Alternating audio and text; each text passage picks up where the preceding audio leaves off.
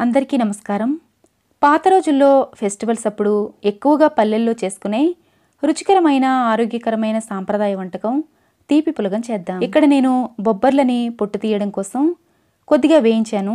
వీటిని మిక్సీలో వేసి 2 సెకండ్ల పాటు గ్రైండ్ చేసి చేటలో వేసి చెరిగి పొట్టు తీసి రెడీ చేసుకున్నాను. ఇవన్నీ చేయకుండా డైరెక్ట్గా మార్కెట్లో దొరికే పొట్టు తీసిన బొబ్బరి పప్పు కూడా వాడుకోవచ్చు.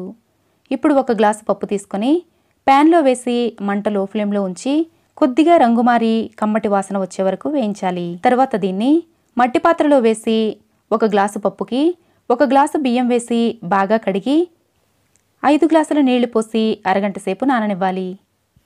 పులగం పొడి పొడిగా కావాలనుకునే వాళ్ళు అరగ్లాసు నీళ్లు తగ్గించి వేసుకోవచ్చు.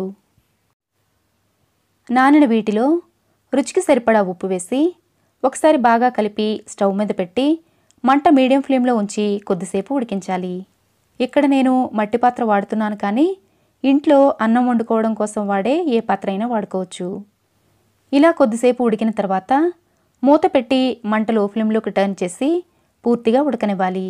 ఇలా ఉడికిన తర్వాత స్టవ్ ఆఫ్ చేసి మూత పెట్టి అలాగే ఉంచి 5 నిమిషాల తర్వాత సర్వ్ చేసుకోవడమే. అన్నంలో కూర కలుపుకొని తిన్నట్లు పక్కనే కొంచెం బెల్లం పెట్టుకుని ఎక్కువ నెయ్యి పోసుకొని వేడివేడిగా తింటే చాలా బాగుంటుంది. తీపి ఇష్టం లేని వాళ్ళు కారంగా ఉండే చట్నీతో అయినా తినొచ్చు. నా చిన్ననాటి స్వీట్ మెమరీస్లో ఒకటైన ఈ స్వీట్ పులగం మీకు నచ్చినట్లయితే లైక్ చేయడం మర్చిపోకండి. Thanks for watching.